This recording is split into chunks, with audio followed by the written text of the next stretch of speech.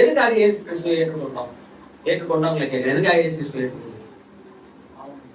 பாவமன்னிப்புக்காக, நித்திய வாழ்க்கைக்காக. What you mean by eternal life? நித்திய வாழ்க்கைனா என்ன? சினானிம் சொல்ற. I want the meaning. நித்தியம்ன்ற வார்த்தைக்கு அர்த்தத்தை சொல்ற. நித்திய வாழ்க்கைனா என்னன்னு எக்ஸ்பிளைன் பண்ண சொல்ல. டிஸ்கஷன் தான், எக்ஸ்பிளைன் பண்ணு. தேவனோடு அவர் எப்படி முடிஞ்சு அது மாதிரி ஓகே என்னைக்குமே வாழ்ற ஒரு கம்ப்ளீட் லைஃப் வாழ்ற ஒரு கம்ப்ளீட் லைஃப். கம்ப்ளீட் லைஃப்னா என்ன? முழுமையான வாழ்க்கைனா என்ன?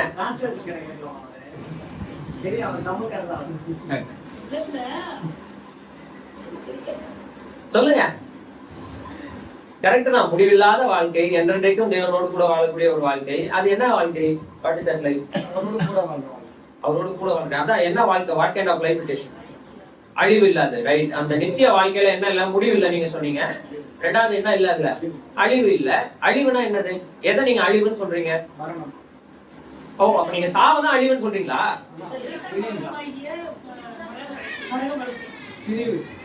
இல்ல இல்ல, நான் என்ன கேக்குறேன்னா, நம்முடைய சரீரம் இப்ப வந்து நம்ம வந்து சாகாம என்னைக்கு வாழ போறோம். அவங்க எல்லாம் மத்தவர்கள் வந்து எப்படியும் நரகத்துக்கு போயிடுவாங்க. அததான் வந்து நீங்க அழிவுன்னு சொல்றீங்களா? நரகத்துக்கு போறதுதான் அழிவுன்னு சொல்றீங்களான்னு கேக்குறேன்.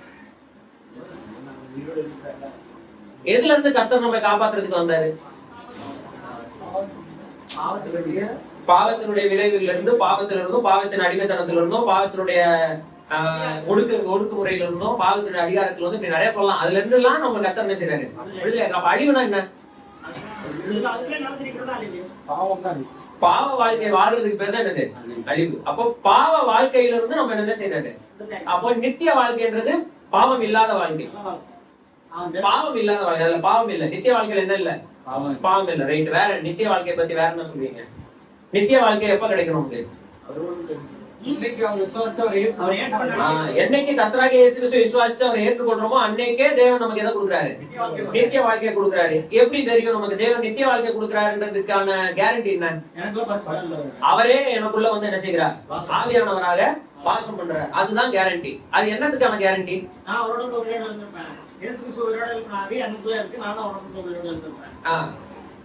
இது கொஞ்சம் அதான் அந்த கேரண்டி. என்ன கேரண்டி? நீங்க சொல்றது கரெக்ட். அதை கொஞ்சம் என்ன எக்ஸ்பிளைன் பண்ற மாதிரி சொல்லுங்க, எல்லாருக்கும் புரியுற மாதிரி சொல்லுங்க. பரிசுத்த ஆவியானவர் நமக்குள்ள கொடுத்திருக்காருப்பா. அதுதான் வந்து நித்திய வாழ்க்கைன்னு அடையாளம் இல்லையா? ஆனா அவர் எதற்கான இது கேரண்டியாக இருக்கிறார்? அதான் உயிரோடு இருந்திருப்பேன்னா, அதாவது ரட்சிக்கப்படாதவங்களும் செத்ததுக்கு அப்புறம் உயிரோடு இருப்போம். ஆமாவா இல்லையா? அப்போ உயிரோடு எழுப்புறதுக்கு அத்தாட்சி கிடையாது, உயிரோடு எழுப்புறதுக்கான கேரண்டி கிடையாது. அப்ப நீங்க உயிரோடு எழுப்புறதுன்னு சொல்றது எது?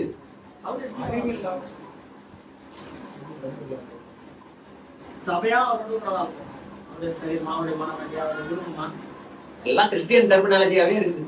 இந்த மாம்ச சரீரத்துல இருந்து பாவ சரீரத்துல இருந்து விடுதலை பெற்று ஒரு நாள் எப்பயுமே அவங்களோட. ஏன் பாவ சரீரத்துல இருந்து விடுதலை பெறணும்? அப்ப இன்னும் பெறலையா? இல்ல. ஏன் பாவ சரீரத்துல இருந்து இன்னும் விடுதலை பெறணும்னு சொல்றீங்க? ஏன் பெறலையா? நமக்கு பாவ சரீரத்துல இருந்து விடுதலை கிடைக்கலையா? சிந்தனையிலயோ மனதிலயோ விடுதலை கிடைச்சதே தவிர சரீரத்திலிருந்து பாவ சரீரத்திலிருந்து விடுதலை கிடைக்கல. பாவ சரீரத்துல இருந்து விடுதலை கிடைக்கல இல்லையா? இந்த சரீரம் என்ன பண்ணுது? பாவத்துக்கு நம்மள சோதனைக்குள்ள தள்ளுது, ரைட்? அப்ப பரிசுத்த ஆவியானவரோட வேலை தான் என்ன? எதுக்காக தான் உள்ள இருக்காரு? கண்டித்து உணர்த்துற, உலகத்தை கண்டித்து உணர்த்துற. எத்தனை முறை நான் சொல்லி இருக்கிறேன், பாவத்தை குறித்து, நீதியை குறித்து, நியாய தீர்ப்பை குறித்து உலகத்தை கண்டித்து உணர்த்துகிறார். நம்ம என்ன பண்றாரு? சகல சத்தியத்திற்குள்ள வழி நடத்துகிறார். ரெண்டு வித்தியாசம் இருக்கு. தேவன் நம்மை கண்டிக்கிறாருன்னா கண்டிக்கிறார் தான், இல்லன்னு சொல்ல. ஆனா நம்ம எப்படி கண்டிக்கிறாருன்னா, கண்டித்து உணர்த்துகிற வேலையை உலகத்துல பண்றாரு. நமக்கு எப்படி பண்றாருன்னா, வசனத்தை காமிச்சு வசனத்தை நினைப்பூட்டுகிறார். நினைப்பூட்டி அந்த வசனத்தின்படி நம்ம வாழ செய்கிறார். சரிங்களா? அப்ப பரிசுத்த ஆவியானவர் உலகத்துக்கு வேற மாதிரி இருக்காரு, நமக்குள்ள வேற மாதிரி இருக்காரு. சரி, டாபிக் எங்கேயோ போகுது. இப்ப விஷயம் என்னன்னா, பரிசுத்த ஆவியானவர் எதற்கான கேரண்டி? பைபிள்ல போட்டிருக்கு, நாம் மீட்கப்படும் நாளுக்கென்று முத்திரையாக பெற்றிருக்கிற பரிசுத்த ஆவியானவர் என்ன செய்யாதீங்க? தூக்கப்படுத்தாதீங்க. அப்ப நம்ம ஒரு நாள் இந்த சரீரத்திலிருந்து நம்ம என்ன செய்ய போறோம்? காப்பாற்றப்பட போறோம். இந்த சரீரத்திலிருந்தும் இந்த உடல்ல இருந்தும் நமக்கு என்ன கிடைக்க போகுது? விமோசனம் கிடைக்க போகுது, மீட்பு கிடைக்க போகுது. அதுக்காக முத்திரையாக ஒரு சீலாக நாம் என்ன செய்யப்பட்டிருக்கிறோம், ஏற்படுத்தப்பட்டு இந்த உலகத்துல வச்சிருக்கிறோம். அந்த சீல் தான் யாரு? பரிசுத்த ஆவியானவர். எபேசியர் 1வது அதிகாரத்துல என்ன போட்டிருக்கு? எபேசியர் 1வது அதிகாரத்துல பரிசுத்த ஆவியானவர் பத்தி என்ன போட்டிருக்கு?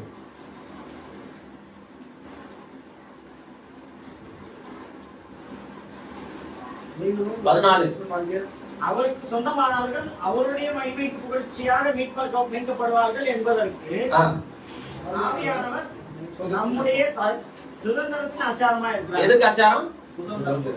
பாத்தீங்களா, நம்ம காப்பாற்றப்பட போகிறோம் என்பதற்காக அவர் கேரண்டி இல்ல. நம்மளை காப்பாற்றுவதற்கான முத்திரையாக நமக்குள்ள என்ன செய்கிறார்? இருக்கிறார். ஆனா எதுக்கான கேரண்டி? 1 பேதுரு 1வது அதிகாரத்துல சொல்லிட்டபடி நமக்கு ஒரு அழியாத, வாடாத, மாசற்ற சுதந்திரம் ஒண்ணு இருக்கு, உரிமை சொத்து இருக்கு. அந்த சொத்து நமக்கு தான் கிடைக்கும்ன்றதுக்கு யாரு கேரண்டி? பரிசுத்த ஆவியானவர். புரியுதுங்களா உங்களுக்கு? ஒரு வீடை வாங்குறதுக்கு, ஒரு நிலம் வாங்குறதுக்கு போறீங்க. என்னதுக்கு? ஒரு நிலம் வாங்க போறீங்க. அந்த நிலத்துக்கு என்ன பண்றீங்க அப்படின்னு சொன்னா, நீங்க எல்லாரும் என்ன பண்ணுவீங்க? நிலம் வாங்க போறீங்கன்னா என்னெல்லாம் பாப்பீங்க? இடம் பாப்பீங்க. எல்லாம் பார்த்துட்டு கடைசியில வாங்க போறீங்க, பிக்ஸ் பண்ணிட்டீங்க, காசு இருக்கு, வாங்க போறீங்க. இப்ப என்ன பண்ணுவீங்க? எதை செக் பண்ணுவீங்க? அது நீங்க தான் வாங்க போறீங்கன்றதுக்காக கேரண்டி தொகையை ஒரு அட்வான்ஸ் கொடுக்குறீங்க. நான் அதை கேட்கல. உங்களுக்கு என்ன கேரண்டி? இந்த லேண்ட நீங்க நல்லா வாழ்ந்து அனுபவிக்கலாம் அப்படின்றதுக்காக எதெல்லாம் நீங்க கேரண்டியா பாப்பீங்க? பத்திரம் பாப்பீங்க. பத்திரத்துல எதை பாப்பீங்க? முதல்ல இந்த நிலம், அந்த பத்திரத்துல இந்த நிலத்தை பத்தி தான் எழுதியிருக்கா? பார்டர்ஸ் எல்லாம் கரெக்டா இருக்கா? இது யாரு எனக்கு விற்க போறானோ அந்த ஆளு பேர்ல தான் இருக்கா அப்படின்றதெல்லாம் நம்ம என்ன செய்வோம்? அப்ப வாங்குறதுக்கும் நமக்கு ஒரு கேரண்டி தேவைப்படுது. கரெக்டா? நம்ம போயிட்டு ஒருத்தன் விற்கிறான்றதுக்காக கையில காசு இருக்குதுன்றதுக்காக நம்ம என்ன செஞ்சிட போறது இல்ல, வாங்க போறது இல்ல. அது மாதிரி நமக்கு அந்த சுதந்திரம் நமக்கு தான் கிடைக்கும்ன்றதுக்கு யாரு அத்தாட்சி? பரிசுத்த ஆவியானவர் அத்தாட்சியாக இருக்கிறார். அப்போ 1 பேதுல சொல்லி இருக்கிற அழியாதது, வாடாதது, மாசற்ற ஒரு சுதந்திரம் இருக்கு, ஒரு சொத்து இருக்கு. அந்த சொத்து நமக்கு இப்போ பரலோகத்துல இருக்கு. கர்த்தராகிய இயேசு கிறிஸ்து வெளிப்படும் பொழுது அந்த சொத்து யாருக்கு கிடைக்கும்? யாருக்கு கிடைக்கும்? நமக்கு கிடைக்கும். அது என்ன சொத்து? அது என்ன சொத்து? தெரியாது. யாருக்கா தெரியுமா? எழுதி இருக்கா, இதுதான் உங்க சொத்து, இவ்வளவு சென்டர்லாம் நிலம் இருக்கு. ஆனா நமக்கு என்ன இருக்கு? என்ன இருக்கு? சொத்து இது கன்ஃபார்ம் அப்படின்றதுக்கான அத்தாட்சி தான் யாரு? பரிசுத்த ஆவியானவர். ஆனா அவர் நமக்கு அத்தாட்சியா மாறுறதுக்கு முன்னாடி நமக்கு எதுவாகவும் இருக்கிறார்? முத்திரையாக இருக்கிறார். என்னவா இருக்கிறார்? முத்திரையாக இருக்கிறார், சீல் ஆக இருக்கிறார். எதற்காக முத்திரை போட்டிருக்கிறார் பரிசுத்த ஆவியானவர்? நம்மை ஒரு நாள் இந்த அழிந்து போகிற மண்ணுக்குள்ள போகிற இந்த சரீரத்திலிருந்து நம்மளை என்ன செய்ய போறாரு? நம்மளை காப்பாற்ற போகிறார் என்றென்றைக்குமா அப்படின்றதுக்கு நம்மளை கர்த்தர் ஏற்கனவே என்ன பண்ணி வச்சிருக்கிறாரு? சீல் போட்டு வச்சிருக்கிறார். அப்படின்னா ஏற்படுத்தி வச்சிருக்கிறார். அதற்கென்று அப்பாயிண்ட் பண்ணி என்ன செய்திருக்கிறார்?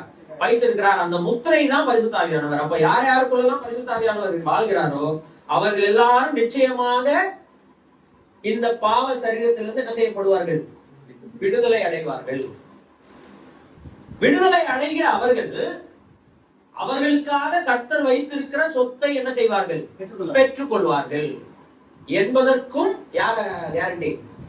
பரிசுத்த ஆவியானவர் கேரண்டி. ரைட். அப்போ நித்திய வாழ்க்கையை பத்தி நம்ம டிஸ்கஸ் பண்ணணும் அப்படின்னு சொன்னா அது எங்க இருந்து ஆரம்பிக்கிறது? இப்போ கர்த்தராகிய இயேசு கிறிஸ்துவை பார்த்து ஏன் நிறைய பேர் அவரை பின்பற்றினாங்க? எதனால பின்பற்றினாங்கன்னா, நிறைய பேர் அவர் பண்ற அற்புதத்தினால என்ன செஞ்சாங்க? பின்பற்றினாங்க. நிறைய பேர் அடையாளத்தினால பின்பற்றினாங்க. நிறைய பேர் அடையாளத்தை தேடி அவர் கொடுக்க மாட்டேன்னு சொன்ன உடனே என்ன செஞ்சாங்க? பின்னாடி போயிடுறாங்க. நிறைய பேர் அற்புதங்களை செய்தவர்கள் கூட கர்த்தராகிய இயேசு கிறிஸ்துவை என்ன செய்யல, கடைசி வரைக்கும் என்ன செய்யல, பின்பற்றல, நன்றி உள்ளவர்களா இல்ல. அப்ப இதெல்லாம் ஒரு பெரிய விஷயம் கிடையாது. கர்த்தராகிய இயேசு கிறிஸ்துவை கடைசி வரைக்கும் ஃபாலோ பண்றதுக்கு. கடைசி வரைக்கும் கர்த்தராகிய இயேசு கிறிஸ்துவை ஃபாலோ பண்ணாங்க. எதுக்காக ஃபாலோ பண்ணாங்க? நித்திய ஜீவ வசனம். சொல்லுங்க. யாருக்கு கோபம் இருக்கு, நித்திய ஜீவவசனம் இல்லை. ஓகே, அதை வந்து எக்ஸ்பிளைன் பண்ணுங்க. எதனால அந்த 12 அப்போஸ்தலர்களில் 11 அப்போஸ்தலர்கள் யார் கூட 500 பேர் கிட்ட வரைக்கும் கர்த்தராகிய இயேசு கிறிஸ்துவை கடைசி வரைக்கும் பின்பற்றினாங்க. தன் உயிரை கூட கர்த்தராகிய இயேசு கிறிஸ்துக்காக கொடுக்குற அளவுக்கு துணிந்தாங்கல்ல, அந்த அளவுக்கு கர்த்தராகிய இயேசு கிறிஸ்துவை ஃபாலோ பண்ணது காரணம் என்ன? சொல்லுங்க சார்.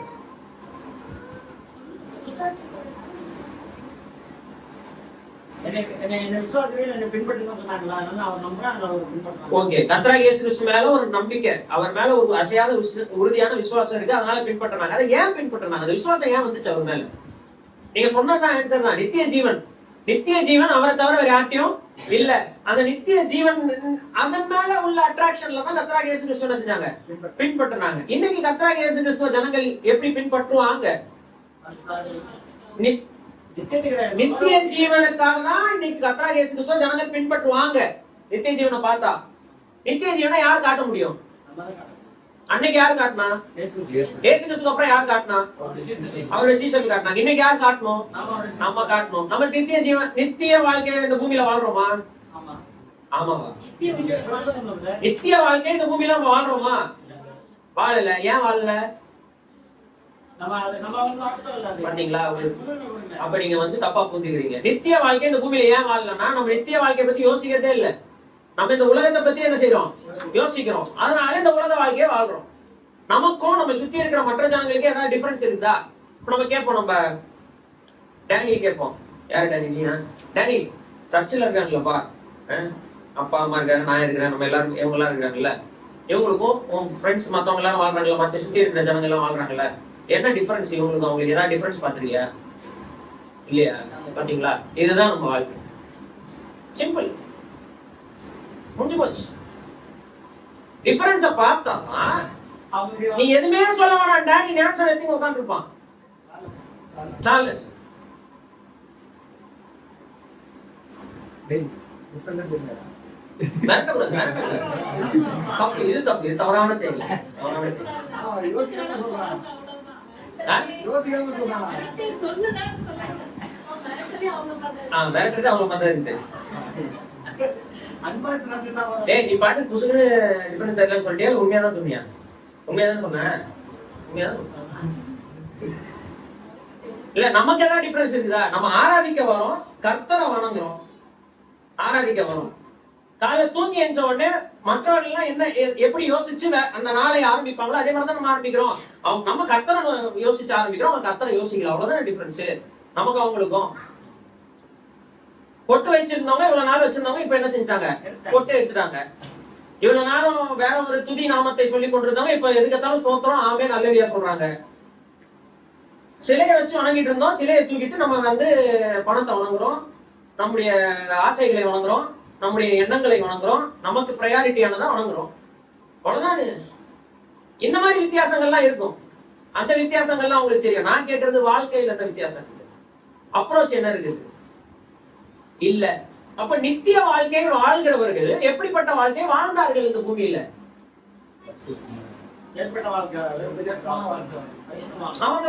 அவங்க பைத்தியம் மாதிரி தெரிஞ்சாங்க. இந்த உலகத்துல இருக்கிற மற்ற மக்களுக்கு அவங்க எப்படியா தெரிஞ்சாங்க? பார்த்த உடனே அவங்களுக்கு அவங்க மேல ஒரு வெறுப்பு வந்து, இல்லனா ஈர்ப்பு வந்து. நம்மளை பார்த்தா வெறுப்பும் வர மாட்டேங்குது, ஈர்ப்பும் வர மாட்டேங்குது. அப்ப நித்திய வாழ்க்கையை நம்ம என்ன செய்யல. அப்போ அப்போஸ்தலனாகிய பவுல் பாருங்க, கொலோசியர்கள் 3ஆம் அதிகாரத்துல இத பத்தின ஒரு விஷயத்தை நமக்கு சொல்றாரு. கொலோசியர் 3ஆம் அதிகாரத்துல சொல்றாரு, எக்ஸாம்பிள் சொல்றாரு, ஒரு சவால் ஒண்ணு சொல்றாரு, ஒரு சேலஞ்ச் ஒண்ணு சொல்றாரு. நீங்கள் கிறிஸ்துவுடன் கூட எழுந்தது உண்டானா, if you are risen with Christ, அப்படி ஆரம்பிக்கிறாரு. என்ன ஆரம்பிக்கிறாரு? நீங்கள் கிறிஸ்துவுடனே கூட எழுந்தது உண்மையா? நமக்கு சொல்லுவாங்க, சண்டை போடும்போது சொல்றாரு, உண்மையான ஆம்பளையா இருந்தா என்ன பண்ணும் அப்படி சொல்றோம்ல. அப்படின்னா என்ன அர்த்தம்? என்ன இம்ப்ளை பண்றோம்? அப்படி சொல்லும் போது என்ன, எதனால அப்படி சொல்றோம்? நீ என்ன நீ அடிச்சா நீ வந்து ஆம்பளைன்னு இந்த உலகத்துக்கு நிரூபணம் ஆயிடும் அப்படின்றதா சொல்றோமா? நீ ஆம்பளடா, அடிக்கணும்.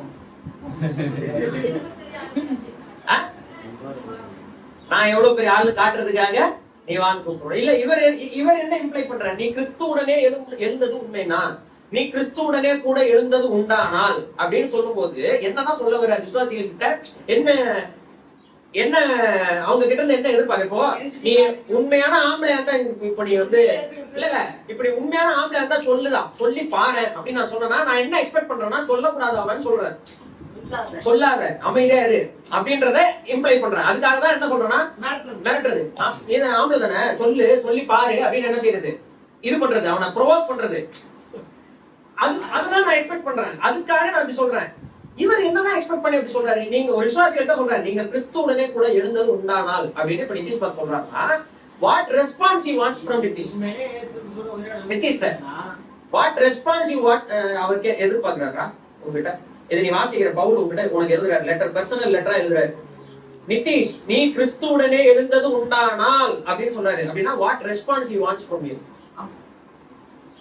சாரி ப்ரோ, நான் வந்து கிறிஸ்துவுடனே கூட இல்ல செய்யல, எழும்பல, சாரி. நம்ம சண்டை போடும்போது சொல்லுவோம் சம்டைம்ஸ், நம்ம சண்டை போடும்போது சம்டைம்ஸ் என்ன தெரியுமா, எல்லாருக்கும் நடக்கிறது தான். ஆமா நான் மோசமானவன் தான், கேட்டவன் போ அப்படின்னு வந்துருது. அது எதுக்கு பண்றோம்? அந்த சிச்சுவேஷன். நீங்கள் கிறிஸ்துவுடனே கூட எழுந்தது உண்டானால் அப்படின்னு சொன்னா நம்ம கிட்ட இருந்து என்ன ரெஸ்பான்ஸா பரிசுத்த ஆவியானவர் எதிர்பார்க்கிறார்? நம்மளை யோசிக்க வைக்கிறார். நம்மள என்ன செய்யறாரு? யோசிக்க வைக்கிறார். என்ன யோசிக்க வைக்கிறாரு? அத பத்தியே யோசிக்காத என்ன புசுக்குன்னு என்ன செய்யறாருன்னா, இந்த வாசிக்கும் போது கிறிஸ்துவுடனே கூட எழுந்ததா, நான் எப்ப செத்தேன்? அதாவது கிறிஸ்துவுடனே கூட மரித்த அனுபவம் இல்லாதவன் இதை வாசிக்கும் பொழுது அவனுக்குள்ள என்ன வரும்னா, கிறிஸ்துவோடு கூட நான் எப்ப செத்தேன், அவரு தானே எனக்காக செத்தாரு அப்படின்னு ஒரு கேள்வி வரும். கிறிஸ்துவோடு கூட மரித்த அனுபவம் உள்ளவன் மறந்து போயிட்டான் அப்படின்னா, ஆமா இல்ல நான் கிறிஸ்துவுக்குள்ள என்ன செஞ்சிருக்கேன், மறிச்சிருக்கிறேன்னு அவனுக்கு ஞாபகம் வரும். கரெக்டா? இது எதுவுமே தெரியாத ஒருத்தன்னா, ஓ கிறிஸ்துவுக்குள்ள மறிக்கணும் போல, நம்மளும் சேர்ந்து சாகணும் போல அவரு கூட அப்படின்னு ஒரு அவிசுவாசிக்கு என்ன வரும்? டவுட் வரும். இது எல்லா ரெஸ்பான்ஸையும் இந்த ஒரு லைன்ல அவர் என்ன செய்யறாரு? எதிர்பார்க்கிறார். வாசிக்கிற வாசகர்களுக்கு இந்த 3 ரெஸ்பான்ஸுமே எதிர்பார்க்கிறாரு. இதுல யார் என்ன கேட்டகரியில இருக்கோன்றத நம்ம தான் என்ன செஞ்சுக்கணும், முடிவு பண்ணிக்கணும். ஒருவேளை கிறிஸ்துவோடு கூட எழுதுறதுனா என்னன்னு தெரியல, இல்ல கிறிஸ்துவோடு கூட மரிக்கிறதுனா என்னன்னு தெரியல, கிறிஸ்துவோடு கூட அடக்கம் பண்ணப்பட்டதுன்னா என்னன்னு எனக்கு தெரியலங்க, நான் இயேசு கிறிஸ்துவை ஏற்றுக்கொண்டிருக்கேன் அவ்வளவுதான் எனக்கு தெரியும் அப்படின்னா, நீங்க எதை முதல்ல கத்துக்கணும்? கிறிஸ்துவோடு கூட கிறிஸ்துவை ஏற்றுக்கொண்ட ஒவ்வொருவனும் கிறிஸ்துவை ஏற்றுக்கொண்டதோட நிக்கிறதுக்காக அழைக்கப்படல, கிறிஸ்துவோடு கூட சாதனத்திற்கும் அடக்கம் பண்ணப்படுறதுக்கும் கிறிஸ்துவோடு கூட எழும்பின ஒரு வாழ்க்கை வாழ்வதற்கும் அழைக்கப்பட்டிருக்கிறான் அப்படின்றத நீங்க எல்லாரும் என்ன செய்யணும்? முதல்ல புரிந்து கொள்ள வேண்டும். கிறிஸ்துவோடு கூட மரிக்கிறதை குறித்தும் கிறிஸ்துவோடு கூட அடக்கம் பண்றது குறிச்சும் கிறிஸ்துவோடு கூட உயிரோடு எழுப்புறது குறிச்சும் வேதாகமத்துல ரொம்ப தெளிவா சொல்லி இருக்கிறதா எங்க சொல்லி இருக்கு? ரோமர்ல 6 சொல்லி இருக்கிறது. ரோமர் 6 முதல் சில வசனங்களை வாசிங்க. வாசிக்கிறவங்க நான் என்கிட்ட மைக் வாங்கி வாசிக்கிறேன். அறி வாசிக்கிறியா? சரி, சத்தமா வாசிங்க. ஆகையால் என்ன சொல்லுவோம்? கிருபை பெருகும்படிக்கு பாவத்திலே நிலை இருக்கலாம் என்று சொல்லலாமா? பாத்தீங்களா? ஒரு கொஸ்டின். கிறிஸ்துவோடு கூட மரணம் அடக்கம் உயிர்த்தங்களை பத்தி டிஸ்கஸ் பண்ற ஆரம்பிக்கிற பவுல் வந்து ஒரு கொஸ்டின் ஒண்ணு ஆரம்பிக்கிறார். ஒரு கொஸ்டின் கேக்குறாரு. என்ன கேக்குறாரு? என்ன சொல்லலாம்? நம்ம எல்லாரையும் பார்த்து டிஸ்கஸ் பண்ணலாம். என்ன சொல்லலாம்? தேவன் கிருபையை தந்திருக்கிறார். பாவம் பெருகிய இடத்தில் தேவனுடைய கிருபை அதை விட அதிகமாக என்ன செஞ்சது? பெருகிச்சு அப்படின்னு 5வது அதிகாரத்துல முடிக்கிறார். பாவம் பெருகின இடத்துல தேவனுடைய கிருபை என்ன செஞ்சது? அதை விட அதிகமாக பெருகியது. தேவனுடைய கிருபைனா என்ன?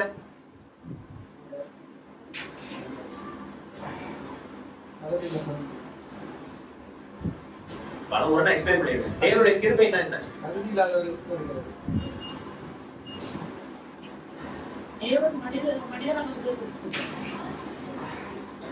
சரி, கிருபை என்ன போதிக்குது? தேவனுடைய கிருபை என்ன போதிக்குது? நான் வந்து எனக்கு தகுதி இல்லாதவன். தேவனுடைய கிருபை என்ன போதிக்குது? தீத்து 2வது அதிகாரத்துல எத்தனை முறை செய்தி கொடுத்துறேன் நானு. தேவனுடைய கிருபை என்ன போதிக்குது?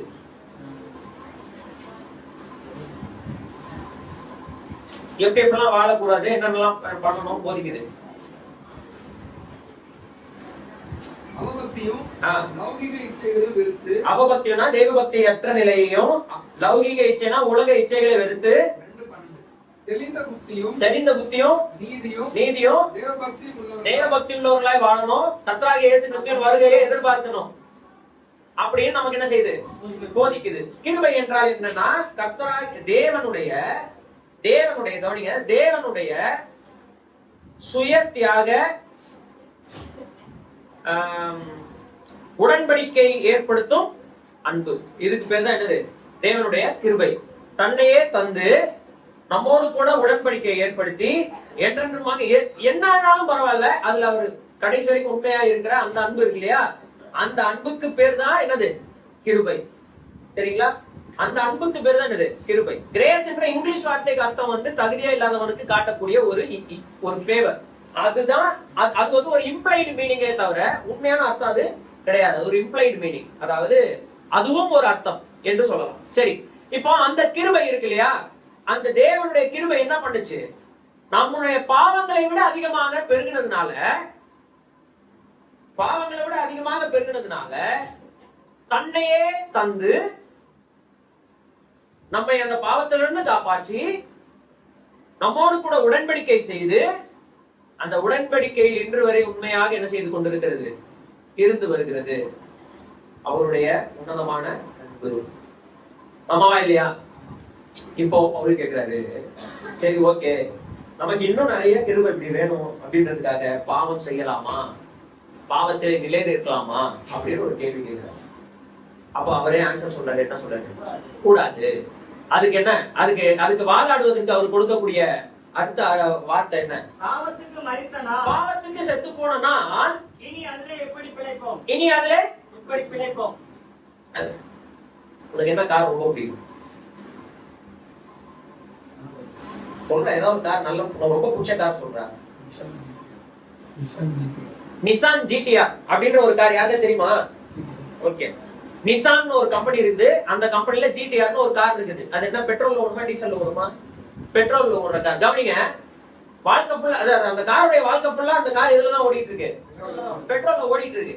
இப்ப என்ன பண்றாங்க, டீசல் என்ஜின் மாத்திடுறாங்க. என்ன பண்ணிடுறாங்க? இதுக்கப்புறம் பெட்ரோல் போட்டு ஓட்ட முடியுமா வண்டிய? அது மாதிரி பாவத்துக்கு செத்து போயிட்டோம், என்ஜின் மாத்தியாச்சு. என்ன மாத்தியாச்சு? என்ஜின் மாத்தியாச்சு. இவ்வளவு நாள் பாவம் என்கிற ஃபியூவல்ல இந்த உடம்பு என்ன பண்ணிட்டு இருந்தது? ஓடிட்டு இருந்தது. பாவம் தான் தண்ணி, நம்ம உள்ள ஸ்தோத்திர சத்துமா சொல்றாங்க, தண்ணீரை போல பாவத்தை என்ன செஞ்சிருந்தோம்? உடம்பு இயங்குவதற்கு தண்ணி என்கிற ஃபியூவல் வேணும்ன்ற மாதிரி நம்முடைய வாழ்க்கை இயங்குவதற்கு நமக்கு என்ன தேவைப்பட்டது? பாவம் தேவைப்பட்டது இல்லையா? இன்னைக்கு உலகத்துல சொல்ற ஒரு ரொம்ப காமனான விஷயம் என்ன, நானும் சாதாரண மனுஷன் தானே, எல்லாரும் பண்ற மாதிரி நான் என்ன செய்யணும், பண்ணாதானே இங்க நிக்க முடியும். அந்த வியாபாரத்துல நான் நிக்கணும்னா என்ன பண்ணணும்? நானும் சில தள்ளுமுள்ளு தில்லுமுள்ளு எல்லாம் பண்ணாதான் என்ன செய்ய முடியும்? நிக்க முடியும். இது ஒரு காமன் டெர்மினாலஜி. ஆனா தேவ பிள்ளைகளாகிய நாம என்ஜினை மாத்திட்டார். இனி இந்த வாழ்க்கை பாவம் என்கிற ஃபியூவல்னால என்ன செய்யக்கூடாது? ஓடாது.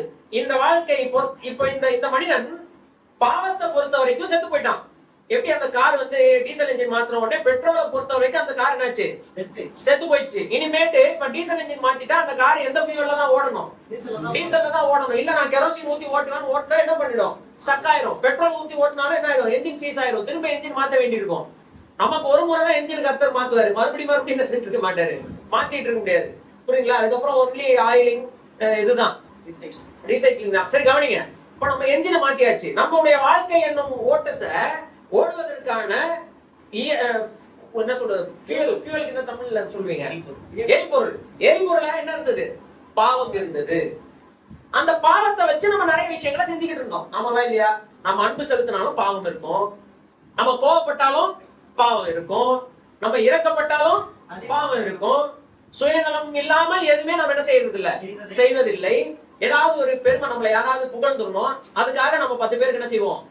சாப்பாடு போடுவோம். நீ சொல்றாங்களே புகழ்ந்துட்டு போட்டுமே, 10 பேருக்கு சாப்பாடு போறான், அதான முக்கியம்.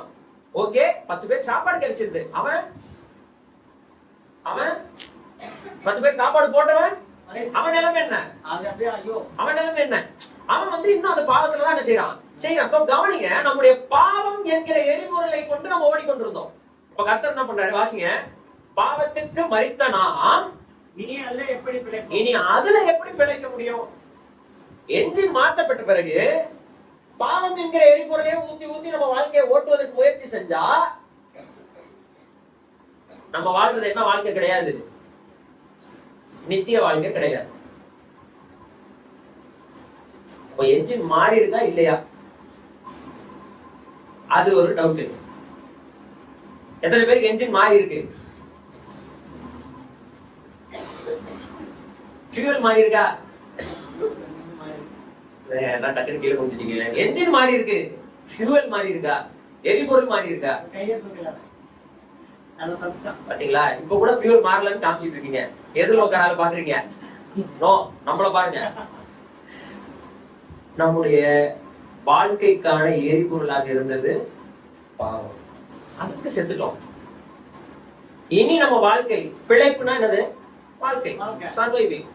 நம்மளுடைய சர்வைவிங் கூட பாவத்தினால என்ன செய்யக்கூடாது, இருக்கக்கூடாது. சரி, அடுத்து என்ன சொல்ற? மேலும் அதோட நிக்கல. மேலும் பிதாவின் மகிமையினாலே கிறிஸ்து மரித்தவரிலிருந்து எழுப்பப்பட்டது போல நாமும் புதிதான ஜீவனுள்ளவர்களாய் நடந்து கொள்ளும்படிக்கு அவருடைய மரணத்துக்குள்ளாகும் ஞானஸ்தானத்தினாலே கிறிஸ்துவுடனே கூட அடக்கம் பண்ணப்பட்டோம். கிறிஸ்துவோடு கூட ஏன் அடக்கம் பண்ணப்பட்டோம்? கிறிஸ்துவோடு கூட ஏன் அடக்கம் பண்ணப்பட்டோம்?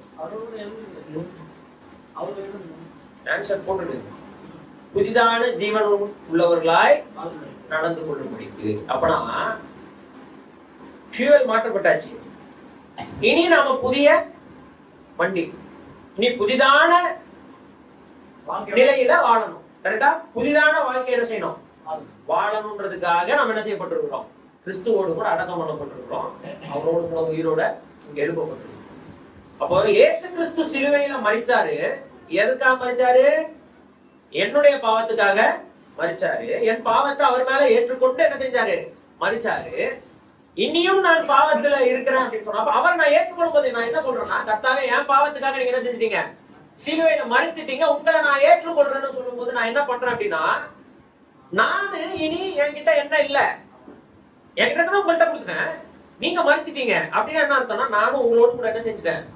செத்து போயிட்டேன். எதுக்கு? பாவத்துக்கு செத்து போயிட்டேன். என்னுடைய பாவம் அவர்கிட்ட கொடுத்து அவர் செத்துட்டார் இல்லையா? அப்ப என்ன ஆயிடுச்சு? என் பாவமும் அவரோட கூட என்ன செஞ்சிருச்சு? மரிச்சிருச்சு. அப்ப நானும் பாவத்துக்கு அவரோட கூட என்ன செஞ்சுட்டேன்? மரித்து விட்டேன். இதுக்கு பேர் தான் என்னது? பாவத்துக்கு மரிக்கிறதுனா இதனுடைய அர்த்தம் அதான். இயேசு கிறிஸ்து அடக்கம் பண்ணப்படும் பொழுது நாமும் அவரோட கூட என்ன செய்ய போறோம்?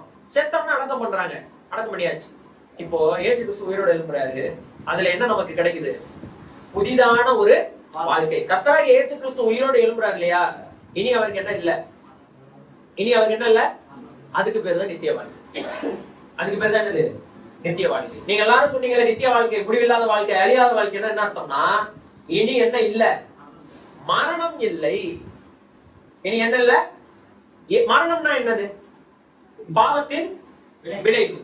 பாவத்தின் சம்பளம் தான் என்னது? மரணம். அப்ப பாவத்தின் விளைவு தான் என்னது? மரணம். ஏன்? பாவமே அவர்கிட்ட சிலுவையில மரிச்சிச்சு, அவர் உயிரோட எழுந்துட்டாரு. அப்போ எனக்கு என்ன இல்ல? மரணம் இல்லை. ஆமாமா இல்லையா? ஆனா நான் வாழ்ந்து கொண்டிருக்கிற உடல் இருக்கு இல்லையா, அந்த கூடாரம், நான் வாழ்ந்து கொண்டிருக்கிற இந்த வீடு இருக்கு இல்லையா, அந்த உடல், அது இன்னும் என்ன செய்யல? சாகல. அது இன்னும் என்ன செய்யல? சாகல. இந்த உடலில் இருந்து கொண்டு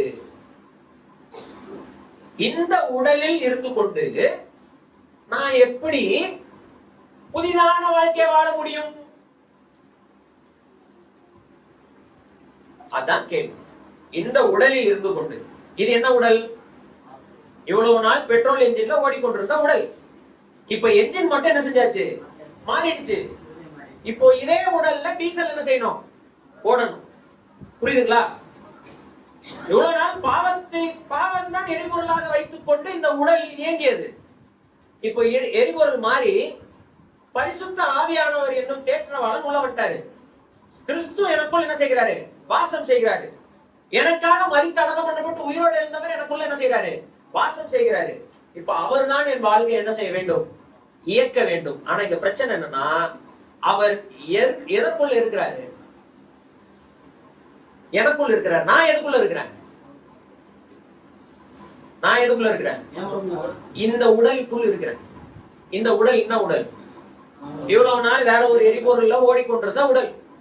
இப்ப இதே உடல்ல வேற ஒரு எரிபொருளை வச்சு வேற ஒரு புது வாழ்க்கையை நான் என்ன செஞ்சிருக்கிறேன்? துவங்கி இருக்கிறேன். இதுக்கு பேரு தான் கிறிஸ்துவுடனே கூட எழுந்த அனுபவம்.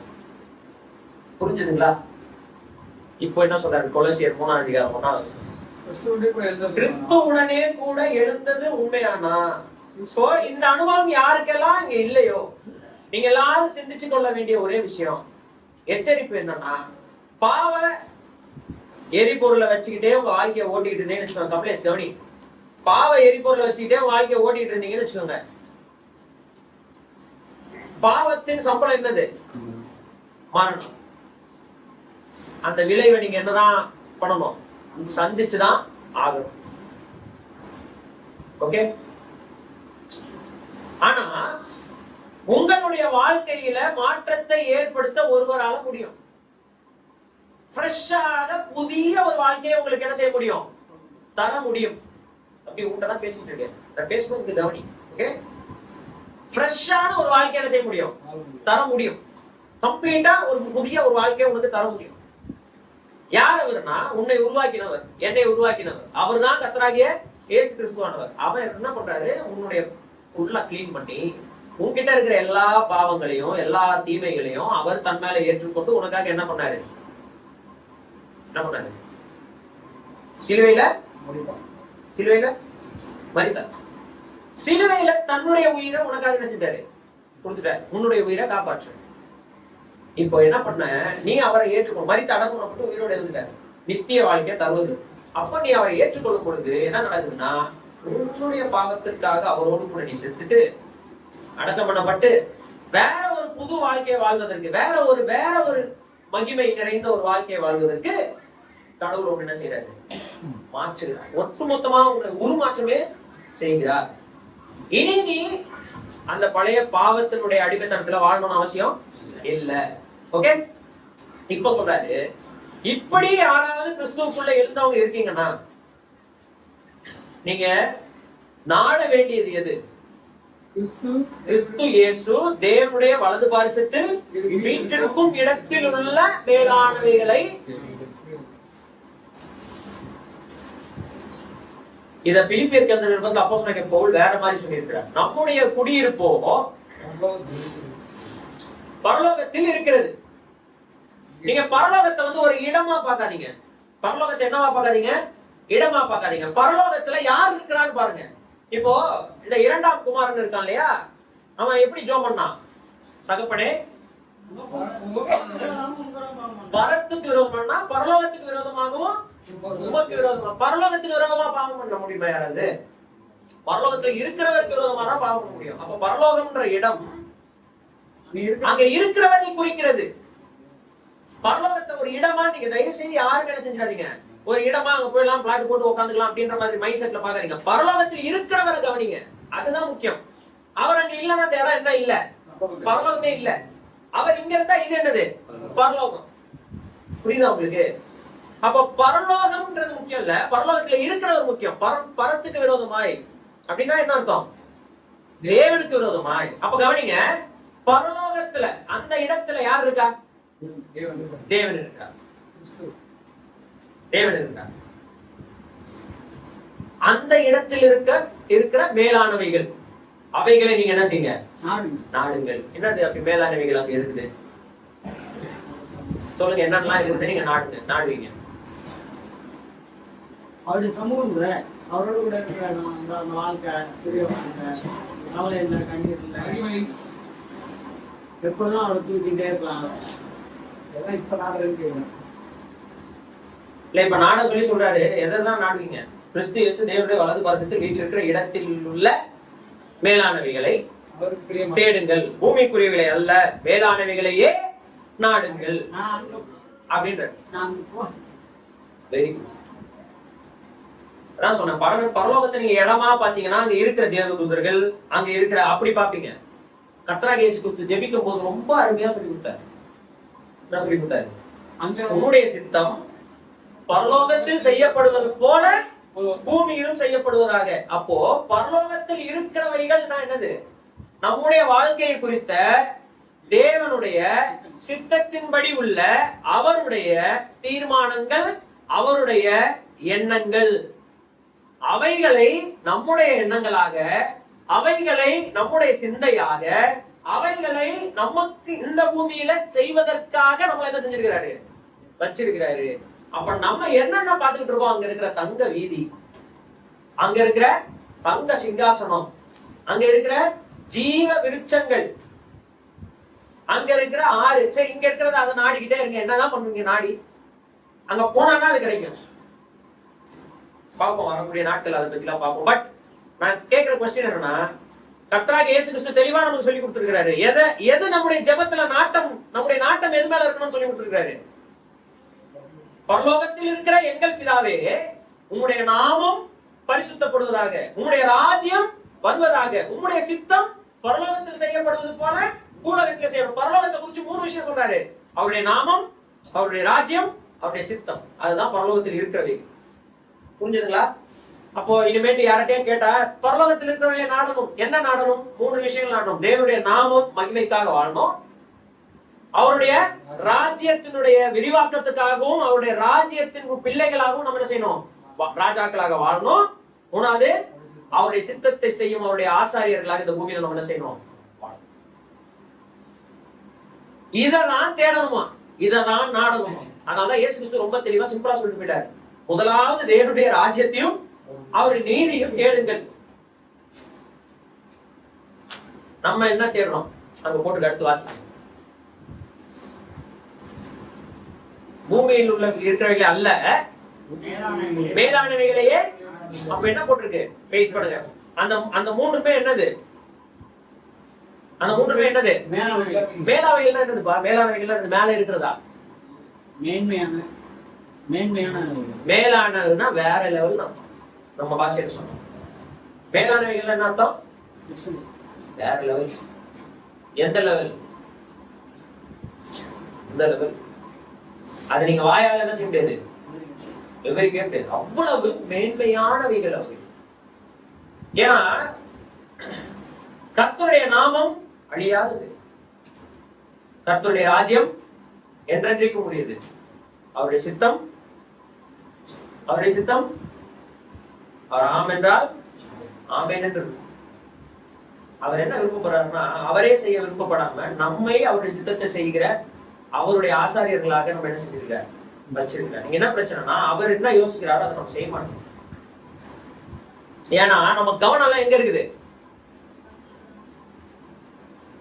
பூமிக்குரியவைகள் மேல இருக்கு. நம்ம கவனம் எல்லாம் எங்க இருக்கு? பூமிக்கு இருக்கு. நமக்கு இந்த பூமியில இருக்கிற கெத்து, இந்த பூமியில இருக்கிற அந்தஸ்து, இந்த பூமியில இருக்கிற சாதாரண விஷயங்கள், இவைகள்லாம் மேன்மையானவைகளாக நம்ம நினைச்சிட்டு இருக்கிறதுனால இவைகள் மேல் நாட்டம் கொள்கிறோம். அதனால டிஃபரன்ஸ் தெரியல. நம்ம கவனம் எல்லாம் அங்க இருந்தா, மேலானவைகள்னு நம்ம நினைச்சா அது ஸ்பெஷலா நமக்கு தெரியும், விசேஷமானவைகளா நமக்கு தெரியும். அதன் மீது நாட்டம் உள்ளவர்களா நம்ம இருப்போம். அப்ப நம்ம என்ன பண்ணுவோம்? அதுக்காக பாடுவோம். அடுத்த வாசி. நம்முடைய ஜீவனாகிய கிறிஸ்து வெளிப்படும் போது, நம்முடைய ஜீவன், நம்முடைய உயிர் யாரு? நம்முடைய உயிர் யாரு? நமக்கு உயிரா இருக்கிறது என்ன? இங்க நமக்கு எதுக்கு உயிரா இருக்குதுங்க? உயிர், நம்முடைய ஜீவன்றதுல அன்பை குறிக்கிறதுங்க, நேசத்தை குறிக்கிறது. It's a love language. நம்முடைய ஜீவனாகிய கிறிஸ்து வெளிப்படும் போதுன்றது இட்ஸ் a love language. என் உயிரான இயேசு வெளிப்படும் போதுன்னு அர்த்தம். நமக்கு இங்க உயிரா என்னங்க இருக்குது? உயிரும் உயிரும் உயிருக்கும் உயிருமாய் உயிருக்கும் மேலானதாய் நம்ம பூமியில என்ன இருக்குது? நமக்கு ஒவ்வொருத்தருக்கும் ஒண்ணு இருக்கும். யார் யாரும் இருப்பாங்க. ஆட்களாக இருக்கலாம், சக்சஸ் எதிர்பார்க்கலாம், எதை வேணா நீங்க உங்க உயிரா நினைச்சுக்கலாம். Whatever impresses you and makes you interested becomes your life. எதை நீங்க உங்களோட ஃபியூலா வச்சு ஓட்டணும்னு நினைக்கிறீங்களோ அதுதான் உங்களுக்கு உயிரா என்ன செய்யுது இந்த பூமியில இருக்கு. ஆனா நமக்கு பவுல் அந்த லவ் லாங்குவேஜ்ல இருக்கும்போது சொல்றாரு, என் உயிர் அவரு, என் உயிர் ஒரு நாள் வெளிப்படுவார், என் உயிராகிய இயேசு கிறிஸ்து ஒரு நாள் என்ன செய்வார், வெளிப்படுவார், என்னுடைய ஜீவனாகிய இயேசு ஒரு நாள் என்ன செய்வார், வெளிப்படுவார். அதனாலதான் அவர் சொல்றாரு, அங்கிருந்து கர்த்தராகிய இயேசு கிறிஸ்து என்னும் ரட்சகர் வர எதிர்பார்த்து கொண்டு இருக்கிறோம் அப்படின்னு அவரும் அவரோடு கூட இருந்தவங்களையும் சொல்றாரு. வாசிக்கும் போது மனுஷனுக்கு எவ்வளவு ஒரு ஆவல்றா, அவ்வளவு நம்ம பரலோகத்துக்கு போறதுக்காக இயேசு கிறிஸ்துவை ஏற்றுக்கொள்றோம். இன்னைக்கு நான் இயேசு கிறிஸ்து வரதுக்கு ரெடியா இருக்குமா? செத்து போ பரலோகத்துக்கு போன்னு சொன்னா யாரும் செத்து போமா? இல்லையே, நமக்கு அது இல்லையே மைண்டு, நம்மவே இல்லையா? மேலானதை நம்ம யோசிக்கிறது இல்லைல்ல, நம்ம மைண்ட் செட் அப்படி இல்லைல்ல. நம்ம அது ஒரு இடமாவே பார்த்துட்டு இருக்கிறதுனால அங்க போறதுன்னு பேசிட்டு இருக்கோம். It's not where we go. நம்ம அங்க போறது முக்கியம் இல்ல, அவர் வரதை எதிர்பார்க்கிறோம்ன்றது முக்கியம். பைபிள் ஃபுல்லாவே நாம அங்க போறதை பத்தி பேசல, தேவன் மனுஷனோட வாசம் செய்யறதை பத்தி பேசி கொண்டிருக்கிறது. இந்த உலகத்தில் இருக்கிற மற்ற மார்க்கங்கள் எல்லாம் கடவுளை மனிதன் அடைவதற்கான வழிகளை போதித்துக் கொண்டிருக்கின்றன, அதற்கான முயற்சிகளை போதித்துக் கொண்டிருக்கின்றன. ஆனால் பைபிள் மட்டும்தான் கடவுளை மனிதனை தேடி வந்ததை என்ன செய்து கொண்டிருக்கிறது, போதித்துக் கொண்டிருக்கிறது. இந்த உலகத்துல மனிதன் கடவுளை தேடிக்கொண்டிருக்கிறான், ஆனால் வேதாகமத்துல கடவுள் மனிதனை தேடி வந்தார், தேடிக்கொண்டு இருக்கிறார், இன்னும் தேடிக்கிட்டு இருக்கிறார். ஒரு நாள் அவர் தேடல் முடியும், அதோடு யாரும் கர்த்தர்கிட்ட செய்ய முடியாது, போக முடியாது. அதோடு அவர் யாரெல்லாம் அவரை தேடினார்களோ அவர் எல்லாரோடும் அவர் என்ன செய்கிறார், வாசம் பண்ண முடியாது, வர இருக்கிறார். Is going to come. அவர் இப்ப எங்க இருக்கிறார், அந்த இடத்த விட்டு நம்மோடு கூட செய்ய போறாரு, வாசம் பண்ண போறாரு. It's about God coming to us, not we going to God. கர்த்தராகிய இயேசு கிறிஸ்து நம்மை அழைத்து செய்ய வர இருக்கிறார். அவர் வராம நம்ம என்ன செய்ய முடியாது, போக முடியாது. அப்ப அவர் வந்துதான் நம்மை அழைத்துக் கொள்கிறார். அதற்கு பிறகு நாம எங்க இருந்தாங்க, அவரோட இருக்கிறோம். அதான் பாட்டு, கரெக்டா இல்லையா? ஏன் அந்த எண்ணம் இப்ப வர மாட்டேங்குது? இப்போ அவரோட கூட தானே இருக்கோமா இல்லையா? நமக்குதான் உயிர் இயேசுவா இல்லையே, நம்முடைய உயிராக அவர் இல்லையே. பாட்டு தெரியுமா? என் உயிரான உயிரான உயிரான இயேசு, தெரியுமா பாட்டு தெரியும். எஸ்பிபி சூப்பரா பாடியிருப்பாரு. பாடினவருக்கு ஒரு உயிரா இல்ல, நமக்கும் உயிரா இல்லை. நமக்கு அவர் உயிரா இருந்தா, அதான் நான் சொல்றேன், நம்முடைய ஜீவனாகிய கிறிஸ்து வெளிப்படும் போது நீங்களும் அவரோட கூட மகிமையிலே வெளிப்படும். பாத்தீங்களா? இது என்ன புதுசா இருக்கு? நம்ம என்ன நினைச்சிட்டு இருக்கோம், நம்முடைய உயிராகி அவர் வெளிப்படும் பொழுது அவர் வெளிப்படுவாரு, நாம இங்க இருந்து அங்க போவன்ற மாதிரி நினைச்சிட்டு இருக்கோம். கர்த்தர் வேற மாதிரி சொல்றாரு, அவரோடு கூட நீங்களும் வெளிப்படுவீர்கள் மகிமையில.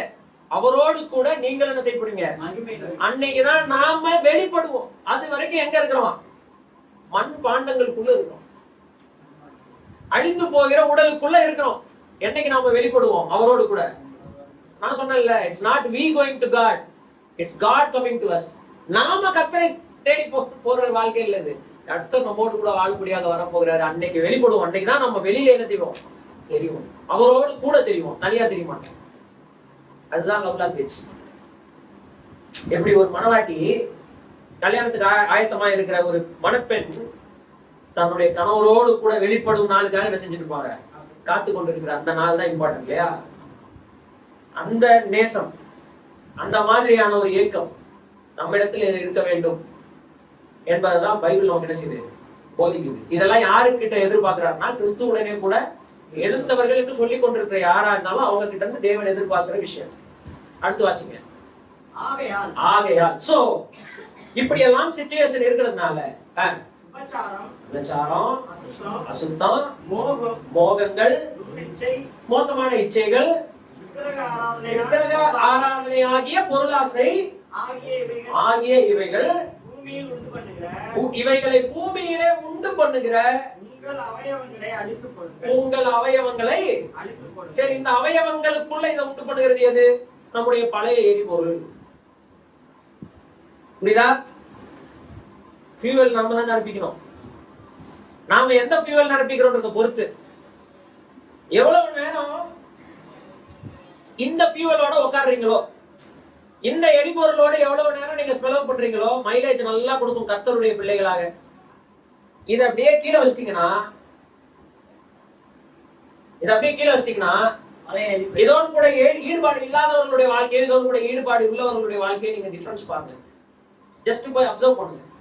இதோடு கூட அதிகமாக நேரம் செலவு பண்ணக்கூடியவர்களும் இதோடு கூட நேரமே செலவு பண்ணாத கிறிஸ்தவர்களை மட்டும் ரெஃபரன்ஸ். ஜஸ்ட் என்ன செய்யுங்க, உங்களுடைய வாழ்க்கையை நீங்க யோசிப்போம். ஒரு வாரம் சேலஞ்ச். அடுத்த வாரம் ஞாயிற்றுக்கிழமை வரைக்கும் உங்க வாழ்க்கையில வேற எந்த மேக்சிமம் என்டர்டைன்மெண்ட்டுக்கு இடம் கொடுக்காம உங்கள் நேரத்துள்ள எல்லாமே, அதாவது உங்களுடைய வேலை தவிர மற்ற எல்லா நேரங்களிலும் ருசிச்சு இன்ட்ரெஸ்டடா வாண்டடா கற்றுக்கொள்ளும் எண்ணத்தோடு உயிராக நேசிச்சு ஏதாவது ஒரு பகுதியை நீங்க தொடர்ந்து என்ன செய்யுங்க, வாசிங்க. அடுத்த வாரம் இந்த கொஸ்டின் நான் திரும்ப கேட்கிறேன். உங்க வாழ்க்கையில நிறைய இடம் செஞ்சிருக்கோம். நீங்க ஒரு நல்ல மைலேஜ் கொடுக்குற வண்டியா இருப்பீங்க, கர்த்தருடைய பிள்ளையா. நான் சொல்றது புரியுதா இல்லையா? புரியுதா இல்லையா? அப்போ அங்க போட்டிருக்கு விபச்சாரம், துர்விச்சை, மோகம், விக்கிரக ஆராதனை ஆகிய பொருளாசை, இவைகள் எல்லாவற்றையும் நமக்குள்ள உண்டு பண்ணுகிற அவயவங்கள் ஆகிய இந்த பாவ உடல் ஏன் அது செய்யுது அப்படின்னா, அதுக்குள்ள இருக்கிறது எரிபொருள் என்னவா இருக்குது? ஓல்டு. அதான் பழைய மனுஷன். இதெல்லாம் வந்து ஒரு மெட்டபரிக்கலா சொல்லிக்கிட்டே வருது. ஆனா இதெல்லாமே பிராக்டிகலான விஷயம். இது எல்லாமே எங்க தெரியுமா இருக்கு? சிந்தையில இருக்கு. அங்கதான் மாற்றம். கர்த்தருக்கு சித்தமானா வரக்கூடிய நாட்கள்ல நம்ம இதை குறிச்சு இன்னும் அதிகமா நம்ம என்ன செய்யலாம், படிக்கலாம். ஏன்னா நம்ம எதை நோக்கி பயணப்படுறோம் இந்த வருஷம் அப்படின்னா, இந்த வருஷம் மெயினா நம்ம எதை நோக்கி பயணப்படுறோம் அப்படின்னா, தேவன் நேசிக்கக்கூடிய சபையாக இருக்கும்படியாக நம்ம முயற்சி செய்யணும். ஏன்னா சபையாகிய நாம் சபைகளாக பெருக வேண்டும் என்று சொன்னால் நாம் கிறிஸ்துவின் நிறைவான வளர்ச்சியின் அளவு என்ன செய்யணும், எட்ட வேண்டியவர்களாக இருக்கணும். ஒவ்வொருவரும் விசுவாசத்திலும் அன்பிலும் ஒருமனப்பட்டவர்களாக என்ன செய்யணுமா ஆக வேண்டும் என்று we all should have the same kind of faith. எல்லாருக்கும் விசுவாசம் இருக்கு, ஆனா எல்லாருக்கும் ஒரே மாதிரி விசுவாசம் இருக்கானா? இல்ல. நம்ம எல்லாருக்கும் ஒரே மாதிரியான விசுவாசம் வருகிற வரை நாம் என்ன செய்ய வேண்டும், முயற்சி எடுத்துக்கொண்டே இருக்க வேண்டியவர்களா. அப்போ இந்த ஒரு வாரம் ஒரு எக்ஸசைஸ் இருக்கு நமக்கு. இந்த ஒரு வாரம் நமக்கு ஒரு எக்ஸசைஸ் இருக்கு, சரிங்களா? நம்ம எல்லாருமே என்ன படிப்போம், நீங்க வாசிக்கிற வேத பகுதியை வாசிக்கணும். ஆனா டெய்லி வாசிக்கணுமேனு வாசிக்காம இயேசு கிறிஸ்து மேல வச்சிருக்கிற உண்மையான காதல்னால அன்போடு கூட, எப்படி ஒரு பையன் ஒரு பொண்ணை காதலிக்கும் பொழுது அவகிட்ட பேசாம அவனால இருக்க முடியாதோ, அந்த மாதிரி கர்த்தராகிய இயேசு கிறிஸ்து மேல அவர்கிட்ட டைம் ஸ்பெண்ட் பண்ணாம, அதுக்கு நீங்க யாரா வேணா இருங்க, என்ன வேலை வேணா பண்றவங்களா இருங்க, எவ்வளவு பிஸியான ஆளா வேணா இருங்க, ஆனா உங்களை நேசிக்கிறவர்களிடத்துல நீங்க செய்வீங்க, நேரம் செலவழிப்பீங்க இல்லையா? அப்போ நீங்க உங்களுக்கு உயிராக இயேசு கிறிஸ்து இருந்தா அவருடைய வார்த்தையோடு கூட என்ன செய்யுங்க, நேரத்தை செலவு பண்ணுங்க. என்ன பகுதி வேணா வாசிங்க, பிரச்சனை இல்லை. ஆனா என்ன செய்யுங்க, நேரத்தை செலவு பண்ணுங்க. அவரோடு கூட டைம் ஸ்பெண்ட் பண்ணுங்க, பேசுங்க. அவரோடு கூட என்ன செய்யுங்க, பேசுங்க. யாராவது உங்கள்கிட்ட வந்து என்ன ஒரு லூஸ் மாதிரி பேசிட்டு இருக்காங்க, புக்கை ஓபன் பண்ணி வச்சுக்கிட்டு கத்தாவேங்கிறான் ஏதோ பேசுறான் அப்படின்னா பாக்கட்டும், பைத்தியம் மாதிரியே உங்களை பாக்கட்டும். ஆனா இந்த ஒன் வீக்ல நான் சொல்றேன், நீங்க இதை எல்லாரும் செஞ்சீங்கன்னு வச்சுக்கோங்களேன், எந்த ஒரு டீம் நீயும் பார்த்து நீ பைபிளை படின்னு நீங்க சொல்லவே வேண்டாம். உங்களுடைய வாழ்க்கை மாற்றத்தை பார்த்து அவங்களே ஆட்டோமேட்டிக்கா எதை எடுப்பாங்க, பைபிளை எடுப்பாங்க. இயேசு கிறிஸ்துவின் இடத்துல பேதுருவினுடைய அட்ராக்ஷன் என்னவா இருந்ததுன்னா, நித்திய ஜீவ வசனங்கள். அதனாலதான் கடைசி வரைக்கும் பேதுரு எங்க இருந்தாரு, இயேசு கிறிஸ்து கூடவே இருந்தார். நடுவுல மந்திரிச்சாலும் திரும்ப ஓடி வந்துட்டாரு. ஏன்?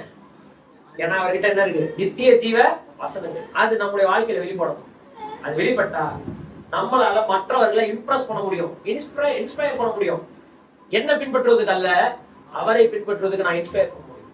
எத்தனை பேர் உங்க வாழ்க்கையில நீங்க இன்ஸ்பயர் பண்ணிருக்கீங்கன்னு யோசிச்சு பாருங்க. யாராவது சொல்லுவாங்களா, இவங்களை பார்த்துதான் என் வாழ்க்கையை மாறிச்சுன்னு? இவங்களை பார்த்து நான் இந்த விஷயத்தை கற்றுக்கொண்டேன், இவங்களை பார்த்து கர்த்தருக்குள்ள வளர கற்றுக்கொண்டேன், இவங்களை பார்த்து இவரை மாதிரி பைபிள் படிக்க முடியலையேன்னு பொறாமையா இருக்கு, இவங்களை மாதிரி என்னால வாழ முடியலையேன்னு கஷ்டமா இருக்கு அப்படின்னு நம்மளை பார்த்து யாராவது இன்ஸ்பயர் ஆகணும். அப்படி யாராவது ஒருத்தர் ஆயிட்டாங்கன்னா அதுதான் சக்சஸ் நான் சொல்ல முடியாது. அது மினிமம் கோலா நம்ம என்ன செஞ்சுக்கலாம். அதுக்காக நம்ம வந்து நாடகம்லாம் ஆட வேண்டாம். நேசிச்சு வாசிச்சா போதும். இதை நேசிச்சு என்ன செய்யணும், வாசிக்கணும். எத்தனை பேர் இதை வாசிப்பீங்க, நேசிச்சு வாசிப்பீங்க? வாசிக்க முடியாதவர்களுடைய கவனத்திற்கு உங்க வீட்டுல இருக்கிறவங்க நச்சரிச்சு வாசிக்க சொல்லி நீங்க என்ன செய்யணும், கேட்கணும். அது உங்க பேரனா இருக்கட்டும், பேத்தியா இருக்கட்டும், உங்க வீட்டுல இருக்கிற யாரா வேணா இருக்கட்டும், மகனா இருக்கட்டும், யாரா வேணா இருக்கட்டும், வாசிக்க சொல்லி கேட்கணும். எக்ஸ்பிளைன் எல்லாம் சொல்ல வேண்டாம். நீ எனக்கு எதுவும் சொல்லி தராதுப்பா, நீ வாசி, நான் கேட்டா மட்டும் போதும். வாசின்னு சொல்லி என்ன செய்யுங்க, வாசிக்கிறீங்க. இந்த எக்ஸ்பிளேஷன்லாம் நீங்க கர்த்தர் உங்களுக்கு தருவார். டவுட் இருந்ததுன்னா நீங்க எங்கிட்ட வந்து கேளுங்க. அதுக்காக தான் எங்களை கர்த்தர் என்ன செஞ்சிருக்கிறார், வச்சிருக்கிறார். ஆனா நீங்க கேட்க வேண்டியது என்னது, வசனத்தை. வசனத்தை நீங்க வாஞ்சியோட கேளுங்க, வாஞ்சியோட கேளுங்க. ஓகே, சோ ஒரு சேலஞ்சா எடுத்துக்கோங்க. உங்களுடைய உயிராக கிறிஸ்து இருந்தால் அவருடைய வார்த்தையோடு என்ன செய்யுங்க, நேரத்தை செலவு செய்யுங்க.